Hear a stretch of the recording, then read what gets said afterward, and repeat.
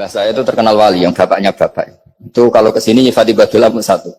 Nur situ mondok gini itu nggak popo. Mondok elek lah, kiaimu wali. Zaman itu bapak itu di kamar kursi ya masih ada kakinya. Saya dulu sering dijak ke sini sama bapak.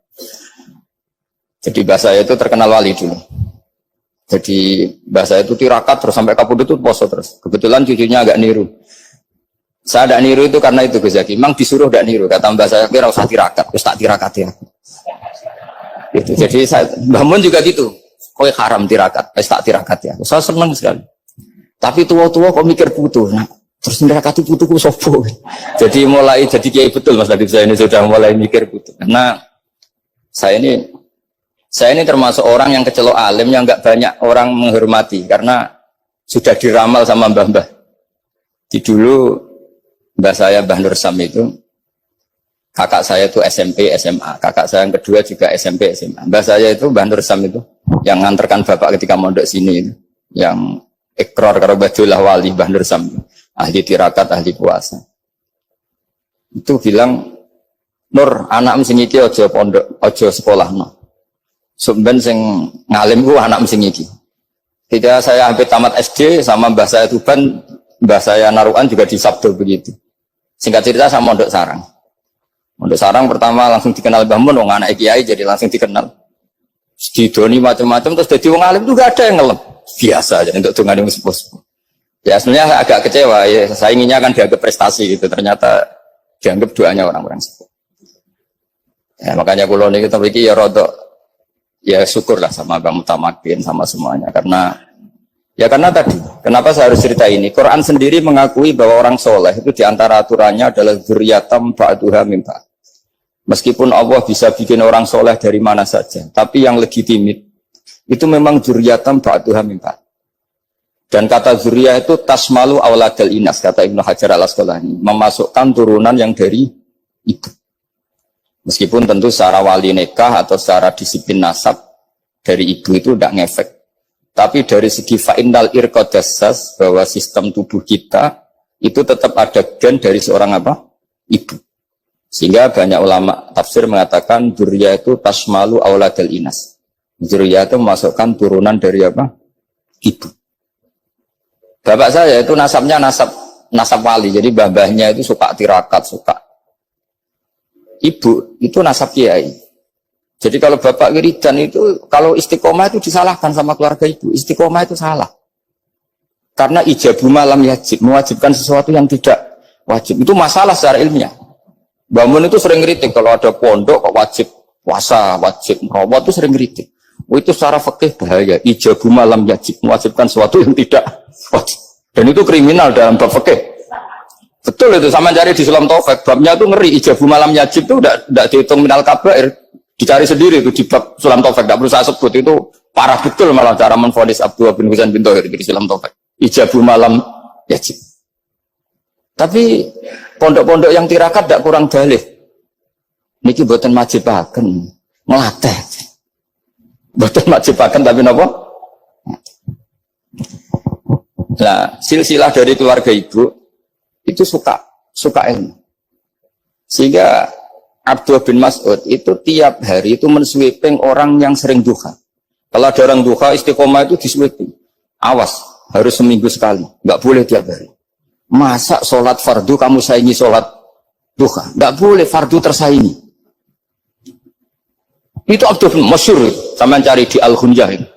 Sayyidah Aisyah kalau ada orang duha tiap hari dimarahin. Dan itu secara konstitusi ilmu benar karena Nabi Qiyamul Lail Ramadan itu hanya 4 hari yang dipandu. Lainnya itu enggak. Khasyata ayyufradu alaihim, kalau dalam sahih takut dianggap fardu. Akhirnya istiqomah itu masalah di keluarga saya yang dari ibu. Nah kebetulan kita ini suka ada istiqomah, akhirnya ya seperti ini. Tapi ini ilmu harus kita bicarakan. Tapi yang istiqomah, Bapak itu pengagum Badullah. Bapak itu suka sama istiqomah. Karena punya guru dulu Ki Zubedi istiqomah, Badullah istiqomah. Tapi jangan kira Badullah itu hanya istiqomah. Saya punya sanad banyak, mungkin Gus Zaki lebih tahu. Sering saya diceritani Bapak. Badullah itu nak ambek wong fasih nemen-nemen itu rapati cocok. Senajan to majid no fasih. Tak takok iki ngopo. Engkau nabe kefasihan darani wong awam untuk ganjaran. Mergo macane Quran gak fasih. Padahal untuk ganjaran mergo seneng Quran. Jadi, terus tak takoki bapak, niku sakit damel syariat mboten? Ya ora kena, pokoknya ngono. Jadi gue ngekrori. Artinya beliau tidak ingin lah. Gara-gara kita terlalu pakem tajwid, kemudian menganggap siapa saja baca Quran salah, kemudian tidak dapat pahala. Bisa saja hamalahum ala ayakra'ul Qur'an apa mahabbatuhum wa iskuhum wa kada wa kada. Jadi akhirnya saya jadi tahu. Oke, secara makhraj salah, tapi iseknya benar, mahabbahnya benar, brontonya benar. Jadi sebetulnya Badullah itu punya sekian makalah tentang ilmu. Hikam juga gitu. Nur nak cah santri ngaji ihya itu jauh oleh. Saya nak ngaji hikam mojo. Maksudnya beliau entah kalau setelah itu Badullah itu melarang siapa saja santri ngaji hikam itu dilarangnya ada kelas tertentu untuk boleh ngaji hikam. Nah, kenapa saya cerita ini? Karena saya masih ingat betul di antara wasiatnya Mbah Mun itu. Pirroh sebab apa Fatihah kok ihdinas siratal mustaqim bukan siratoka tapi siratal ladzina an'amta alaihim. Dawe Mbah Mun fa innallaha ta'ala la ya'kul wa la yasrab wa la yanqih wa la kadza wa kadza. Allah itu tidak makan, tidak minum, tidak tidur. Sehingga kita tidak bisa niru Allah. Tapi yang makan tidur itu manusia. Sehingga kalau ingin dekat Allah ya niru siratal ladzina bukan siratoka. Kita cara tidur niru Kanjeng Nabi, niru ulama, cara makan, cara minum, niru Allah tidak bisa. Makanya bukan ihdinas siratal mustaqim siratoka tapi siratal ladzina an'amta. Maka dalam beragama itu butuh master, butuh panutan. Ya tentu Mbah Mun oleh ngendikan pakai luwet orang-orang kuno. Cara Mbah Mun pakai cantolan. Maka saya punya makalah banyak dari Bapak, dari Mbah Mun, dari Mbah Zubair, dari sampai saya itu hafal sanad sampai Rasulullah Shallallahu Alaihi Wasallam. Karena yang bisa mengawal ilmu itu sanad. Termasuk saya di sini bawa kitab Ar-Risalah Al-Qushairiyah. Nanti saya baca beberapa panutan kita. Di sini ada Abdul Qasim Al-Junaidi, ada Abu Yazid Al-Bustami, ada banyak ulama yang ditulis Ar-Risalah Al-Qushairiyah. Dan itu yang membentuk Imam Ghazali, kitab Ar-Risalah Al-Qushairiyah. Tapi sekarang kita ini tidak belajar lagi tentang tasawuf. Tasawuf itu Abdul Qasim Al-Junaidi jadi wali itu bukan wiridannya terlalu banyak, enggak. Beliau pernah bikin satu kalimat yang menjadikan Allah itu ridho. Kalimatnya begini, kalau malam beliau wiridan gini, ya Allah, kenapa engkau ngasih rezeki saya? Padahal engkau tidak butuh saya. Kalimatnya sederhana. Kalau seorang majikan ngasih servis sama karyawannya, memang butuh pekerjaannya. Orang tua ke anak butuh kasih sayangnya. Tapi engkau ini zat yang tidak butuh saya, tidak butuh kita. Ngapain ngasih? Jadi punya sisi betapa Allah itu luar biasa. Wong tidak butuh kok. Ngasih itu kan luar biasa. Jadi karena mensifati seperti itu Allah itu ridho. Itu luar biasa. Normalnya orang memberi itu kan, apalagi orang memberi kiai itu kacau sekali. 1.000 jaluk swarga. Salam template 1 juta wae jaluk apa? Swarga itu parah lagi. Nanti kalau enggak masuk surga jundat-jundat. Itu ngeri lagi itu 1 juta minta apa? Surga. Sayyidina Ali itu diantara sebabnya beliau dekat Allah itu karena muamalahnya sama Allah itu benar.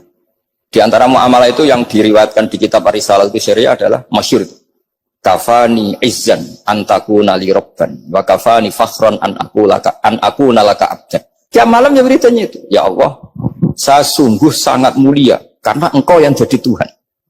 Coba kalau saya dituhani manusia yang mati atau dituhani siapa yang mati juga. Wa kafani fakhran an akuna laka abdan. Saya ini bangga sekali karena jadi budak, jadi hamba zat yang tidak mati. Jadi pakem-pakem yang menjadi masyrab kalau dalam bahasa tasawuf itu yang menjadikan wali.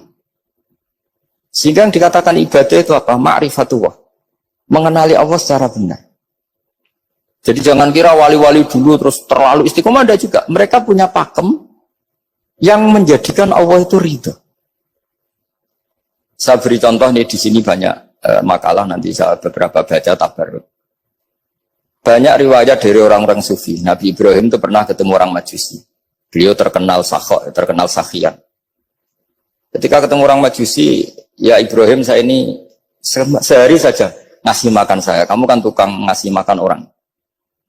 Terus ya tapi bisarti antus lima, kamu harus Islam.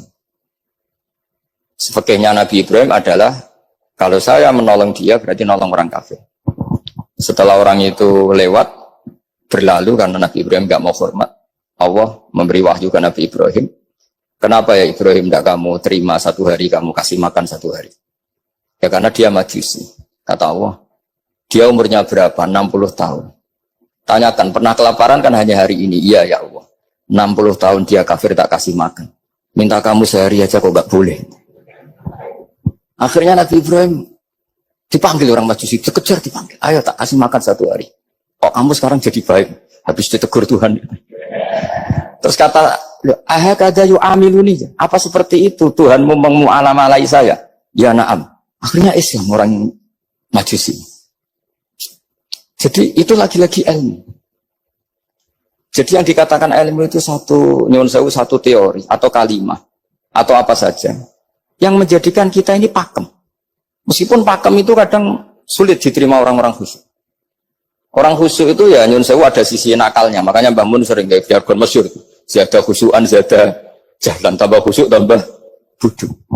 Bukan bodoh dengan makna salah itu enggak. Memang kadang terus anti ilmu. Misalnya gini, ini contoh yang karena saya ini mengkhidmati ilmu, saya beri contoh yang urusan ilmu. Ada orang sujud diinjek orang fasik, kepalanya diinjek orang fasik. Terus si orang yang sujud tadi ini ada di Sahih Muslim, juga ada di Ihya. Wallahi la yaghfiru wa laka. Pakai sumpah, wallahi la yaghfiru wa laka. Allah langsung mewahyukan ke Nabi fi hadzal zaman, fi tilkaz zaman atau fi dzalikaz zaman. Man dzalladzi yata'alla alayya alla aghfira li fulan qad ghafartu lahu wa ahbattu amalak. Katakan ke orang itu, siapa yang mencatut nama saya yang hanya berstatus tidak memaafkan. Itu enggak fair. Saya ini Tuhan kok bisa yaghfir, bisa yu'adzib. Kok sifat saya tinggal 1 yu'adzib itu gimana? Dicatut separuh itu Allah tidak terima. Tapi kalau kita baca Quran, saya ini sama orang fasik ya benci. Saya ini orang soleh, setidaknya pura-pura soleh lah. Karena di depan para kiai. Tapi mau tidak mau. Ketika Allah mensifati dirinya tentang orang munafik gimana? Wa yu'adzibal munafiqina in sya'a au jatuh. Itu cocok tidak cocok. Potensi memberi tobat itu ada. Meskipun sama kalau orang munafik, tapi ya tetap bacanya wa yu'adzibal munafiqina ya in sya'a au jatuh. Rasulullah kayak apa bencinya dengan Wahsy karena qatilu Hamzah. Tapi Nabi tunduk sama konstitusi Quran. Laisa laka minal amri syai'un aw yatuba alaihim aw yu'adzibahum. Akhirnya Allah malah memberi tobat sama qatilu Hamzah yaitu Wahsy. Ini pentingnya baca lagi. Kalau kita tidak baca, hanya khusyuk saja, tidak baca, pasti sama orang yang menginjak orang sujud tadi, yang nginjak pasti salah, nggak dimaafkan. Bongso pasti. Pertanyaannya adalah, betulkah Allah punya sifat 1, yaitu yu'adzib? Makanya kalau kita baca, misalnya baca Quran, walillahi mulkus samawati wal ard, ya sudah, yaghfiru liman yasha wa yu'adzibu man yasha. Kalau nuruti rasa kita, ya inginnya ke kita, yaghfir, ke orang lain yu'adzib. Tapi Tuhan kan nggak terima. Saya ini Tuhan kok didikte makhluk saya ini gimana? Nggak bisa. Sehingga ya ini lagi-lagi ilmu. Makanya saya cocok nggak cocok itu suka baca. Saya suka sekali baca. Mulai ulama dulu, ulama modern, setengah dulu. Mulai ulama yang kedunian sampai setengah kedunian. Suka. Saya dulu tuh nggak suka uang. Karena saya memang tadi mbah saya dari bapak itu wali mas tadi. Kalau tadi Mas Nadif jujur, mulai Mbah Soleh itu suka bully mertuanya, jadi saya alhamdulillah dia jujur. Mbah Soleh itu menantunya Raden Asnawi, itu ya bully-bulian sama ini terus ditiru beliau ini. Itu nggak suka sebenarnya. Saya itu ya pokoknya tadi kalau orang daftar wali itu kan nggak suka sama. Karena mereka nangis ketika Allah ngendikan wa aqridu atau ayat-ayat anfiku atau orang baik disifati wa aqridu wa qardan hasanah. Itu hadal khitab li ahlil jiddi wasarwah. Ini khitab untuk orang kaya. Kok isin Gusti jenengan nampen ngongkon infak kok kalau diinfaki. Jenengan nampen ngongkon ngamal kok kalau di ngamali. Jadi maka yuhibbunal mal, mereka tidak suka harta. Walakin diana luladzatal khitab bil infak, dan itu harus kaya dulu untuk bisa infak. Jadi itu uniknya. Akhirnya saya Imam Sa'roni penting juga kaya. Jadi wali untuk suka harta itu nunggu diperintahkan Allah. Alhamdulillah kita tidak sudah wali dulu karena sudah senang harta balik. Jadi kayaknya keren kita dibanding wali-wali. Karena wali itu tahu pentingnya harta setelah jadi wali. Kita alhamdulillah mulai kecil sudah tahu pentingnya harta. Kayaknya kita lebih wali. Imam Syafi'i itu dulu gak suka sama orang kaya. Saya berkali-kali ceritain. Karena dia dididik Sufyan As-Tsauri, Sufyan bin Uyainah. Tapi ketika ketemu Imam Malik itu kaya raya. Meskipun dia hidupnya sederhana, tapi kaya raya. Pas beliau mau, Imam Syafi'i itu agak-agak sopan kalau sekarang tanya, setelah jenengan ilmu yang saya harus ambil siapa? Kata Imam Malik, yang sealim saya itu sudah meninggal Abu Hanifah, tapi muridnya masih, namanya Muhammad bin Hasan Asy-Syaibani. Kamu datang ke sana. Semalam itu Imam Malik dikasih uang 500 dinar. Padahal 1 dinar itu 4,25 gram. Bisa dihitung berapa ratus juta. Terus paruhnya dikasihkan Imam Syafi'i. Nah, tidak kasangoni. Pagi-pagi diajak ke Baki. Dulu Baki itu ada kafilah rental unta. Mana kafilah yang mau ke Irak? Kita. Ya sudah ini antar. Tak bayari. Diantar Imam Syafi'i. Diantar ke Imam Muhammad bin Hasan Asy-Syaibani di Irak. Itu ketemu Muhammad bin Hasan Asy-Syaibani pertama itu apa? Beliau itu kalau ngitung uang di meja. Emas-emasnya di meja, uangnya, dolar, semuanya di meja. Tambah kaget. Ini saya sama Imam Malik ingkar, ini malah lebih parah lagi. Kata Muhammad bin Hasan Asy-Syaibani, "Atajabu min hadza." Kamu kagum dengan ini, merasa aneh? Iya. Ya sudah, ini tak kasihkan orang fasik. Tigo demenan, tigo judi. Jangan, jenengan saja. Kalau jenengan kan orang soleh dipakai kebaikan. Berarti orang soleh boleh kaya. Angsal-angsal. Semenjak itu Imam Syafi'i kebablasan. Sampai fatwa kiai fakir itu haram. Kiai bisa bikin rumah bagus, bikin rumah jelek. Haram. Puasa al-Islam ya Allah wala yulah. Nah, lagi-lagi kebetulan kita sebelum ngaji Imam Syafi'i sudah seperti itu. Jadi ini justifikasi. Lagi-lagi itu ilmu. Saya ulang lagi-lagi itu ilmu. Akhirnya saya baca kitabnya Imam Sa'roni namanya Al-Minanul Kubro. Itu beliau cerita wa mimma manallahu alaihi. Kesannya kayak orang sombong. Tapi sebetulnya yang sopan itu yang sombong karena Imam Sa'roni kan bilang, kamu harus memaklumatkan diri kalau antum minal ulama il amilin. Kamu termasuk ulama yang amilin. Terus ditanya sama orang-orang, bagaimana kalau nyatanya ndak? Kamu tadi subuh sholat, iya saya sholat. Kamu tadi zuhur sholat, iya saya sholat. Kenapa ketika kamu maksiat ingat terus, ketika kamu taat tidak ingat? Berarti kamu anggap Allah itu menyesatkan kamu taat, tidak pernah ngasih hidayah sama kamu. Pas delok rondo ning dalan kok maksiat, bar sholat atau syukur, bar zuhur atau syukur berasa. Berarti kan nyifati Allah, hari ini Allah ngasih saya maksiat. Sementara lupa kalau Allah ngasih sholat zuhur, sholat asar, sholat maghrib, sholat. Oh sudah di situ al-Minanul Kubro, orang itu soleh semua. Nah saya itu termasuk orang yang didikte oleh kitab, terbentuk oleh kitab Al-Minanul Kubro.